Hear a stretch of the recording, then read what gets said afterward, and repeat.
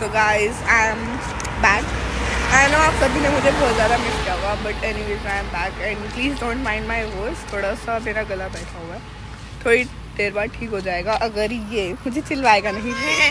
Anyways का ठीक। और ये रही दुनिया का प्यारा, सबसे प्यारा जी doggies. I just love them.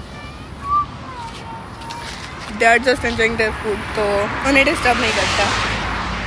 ये रहा छोटी जो किसी बात पे रो रहा है। छोटी चीजी नहीं चाहिए।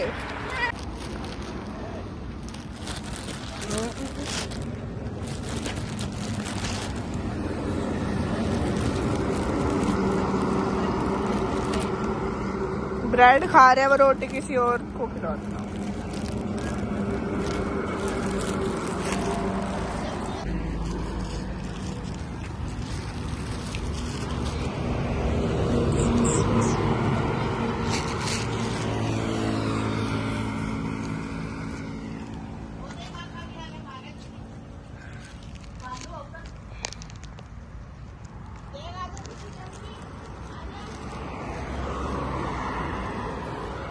इसको छोटी को भेज दो, तो खाऊंगी वो।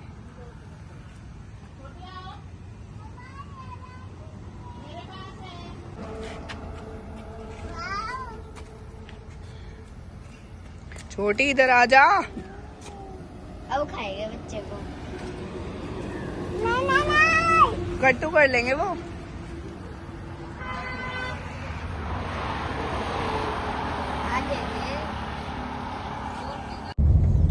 और इधर हमारे दो वीआईपी पैसेंजर्स। गाइस डिग्गी को ही इन्होंने अपना लग्जरी रूम बना लिया है। मैट्रेस और bedsheet full first class arrangement है, और कंफर्ट इतना है कि पूरे रास्ते बस मस्ती ही चल रही है इनकी। इनके फनी फेसेस देख लो बस एक बारी, मैं क्या ही कहूँ। हर दूसरे सेकंड नया एक्सप्रेशन। सच बोलूँ तो लग ही नहीं रहा कि ये डिग्गी में बैठे हैं।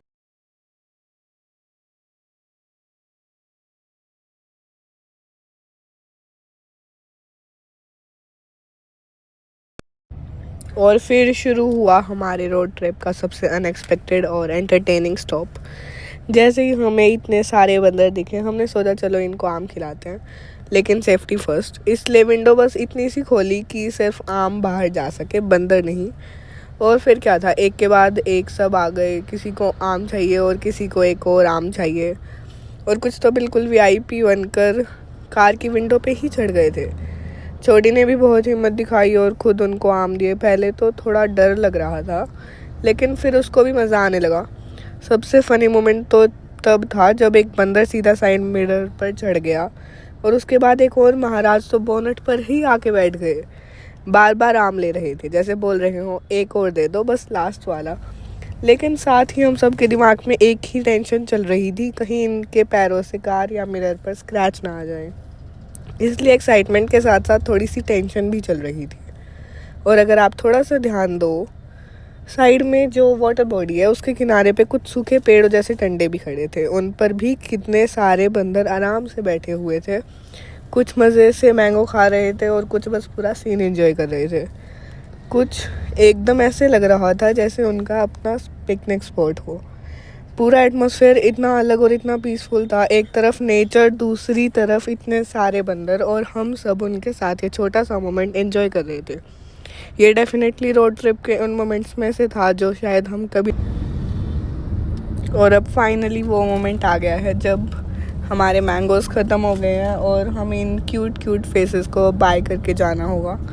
तो छोटी ने फाइनली इनको बाय कह दिया है, और इन्होंने भी छोटी का रिप्लाई एक प्यारी सी स्माइल से दे दिया है। तो अब हम जा रहे हैं, और अब छोटी का डांस शुरू हो गया है, जो कि बहुत ही ज़्यादा चार्मिंग है, और टैलेंट तो है लड़की में।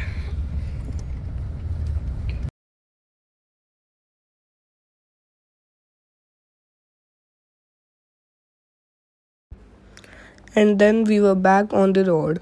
ऑनेस्टली रोड ट्रिप्स का सबसे ब्यूटीफुल पार्ट मुझे यही लगता है, जब डेस्टिनेशन का एक्साइटमेंट तो होता ही है, बट रास्ते खुद इतने ब्यूटीफुल हो जाते हैं कि मन करता है बस गाड़ी चलती रहे। कभी ये ब्यूटीफुल टर्न्स, कभी ये ओपन रोड्स, और ऊपर से इतने प्रिटी क्लाउड्स। वेदर भी एकदम परफेक्ट था। कभी कभी हम किसी पर्टिकुलर प्लेस के लिए ट्रैवल कर रहे होते हैं, बट रास्ते में जो व्यूज़ मिलते हैं ना, वो खुद एक मेमोरी बन जाते हैं। और इस टाइम पे बस विंडो से बाहर देखते रहने का मन कर रहा था। No rush, no particular thought, बस रोड्स, क्लाउड्स, ग्रीनरी और ये beautiful weather. There's just something about travelling through roads like these. हर टर्न के बाद लगता है कि ओके, इससे ज़्यादा प्रीटी क्या ही होगा, and then next turn comes and proves you wrong. Honestly अगर मुझे इस पूरे जर्नी का कोई एक पार्ट चूज़ करना हो जहाँ मैं बस रुक के इंजॉय करना चाहती, तो शायद यही होता। कुछ जर्नीज़ डेस्टिनेशन तक पहुँचने के लिए होती हैं, और कुछ जर्नीज़ में रास्ते ही डेस्टिनेशन का बेस्ट पार्ट बन जाते हैं। और एक चीज़ जो मुझे रोड ट्रिप्स में बहुत अच्छी लगती है ना, वो है कि आपको कभी नहीं पता होता नेक्स्ट टर्न के बाद क्या देखने को मिलेगा। कभी रोड बिल्कुल स्ट्रेट होता है और फिर सडनली एक ब्यूटीफुल सा कर्व आ जाता है। कभी आसपास सिर्फ ग्रीनरी होती है और कभी दूर तक माउंटेन्स या ओपन स्काई दिखने लगता है।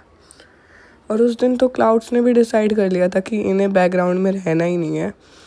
पूरी जर्नी में अलग अलग शेप्स बना रहे थे और वेदर भी इतना प्लीजेंट था कि बस कैमरा निकाल के रिकॉर्ड करने का मन करता रहा।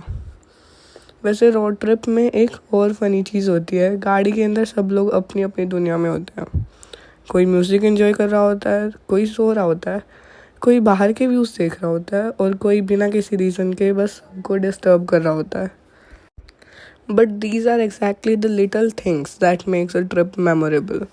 बिकॉज ऑनेस्टली बाद में जब हम फोटोज़ और वीडियोज़ देखते हैं ना, तो सिर्फ डेस्टिनेशन की पिक्चर्स याद नहीं रहती, ये रैंडम रोड्स, वे अनएक्सपेक्टेड व्यूज़, कार के अंदर की शरारतें और बीच बीच में मिलने वाले छोटे मोमेंट्स भी याद आते हैं। और मुझे लगता है ट्रैवलिंग का एक्चुअल चार्म भी शायद इसी में है।